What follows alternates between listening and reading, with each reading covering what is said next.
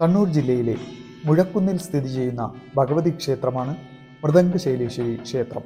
ദുർഗാദേവിയാണ് പ്രതിഷ്ഠ. സരസ്വതി, ലക്ഷ്മി, കാളി അഥവാ പോർക്കിളി സങ്കല്പങ്ങളിലും ദേവിയെ ഇവിടെ ആരാധിക്കുന്നു. ക്ഷേത്രത്തിന് 2000 വർഷം പഴക്കമുണ്ട് എന്ന് വിശ്വസിക്കുന്നു. പരശുരാമൻ സ്ഥാപിച്ച 108 ദുർഗാക്ഷേത്രങ്ങളിൽ ഒന്നാണിത്. ക്ഷേത്ര സമീപത്ത് പഴശ്ശിരാജയുടെ പൂർണ്ണകായ പ്രതിമ സ്ഥാപിച്ചിട്ടുണ്ട്.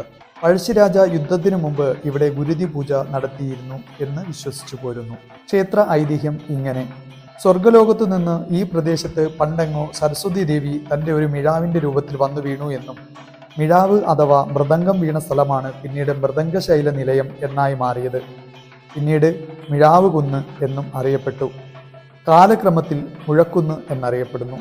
ക്ഷേത്രത്തിനകത്ത് അല്പം കുഴിഞ്ഞിരിക്കുന്ന ഭാഗത്താണ് മൃദംഗം വീണതെന്ന് വിശ്വസിക്കുന്നു. ഇന്നിവിടം ആദിപരാശക്തിയുടെ മൂലസ്ഥാനമാണ്. കുറ്റുകൾ കൊണ്ട് മൂടിയ നിലയിലുള്ള പ്രതിഷ്ഠയാണിത്. ഇവിടെ നെയ്വിളക്ക് ദേവിക്ക് സമർപ്പിച്ച് പ്രാർത്ഥിച്ചാൽ ഏത് അസാധ്യ കാര്യവും നടക്കുമെന്നാണ് വിശ്വാസം. കഥകളിയിലെ വന്ദന ശ്ലോകം ഇവിടെ വച്ചാണ് രചിച്ചതെന്ന് വിശ്വാസം. 3 പ്രാവശ്യം ഈ ക്ഷേത്രത്തിലെ പഞ്ചലോഹ വിഗ്രഹം മോഷണം പോവുകയും കള്ളന്മാർക്ക് ഈ വിഗ്രഹം അധിക ദൂരം കൊണ്ടുപോകാൻ കഴിയാതെ അവർ ആ വിഗ്രഹം ഉപേക്ഷിക്കുകയും ചെയ്യും.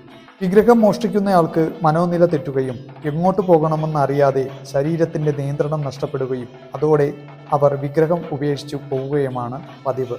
ഗണപതി, ദക്ഷിണാമൂർത്തി, ശാസ്താവ്, നാഗദൈവങ്ങൾ എന്നിവയാണ് ഉപദേവതകൾ.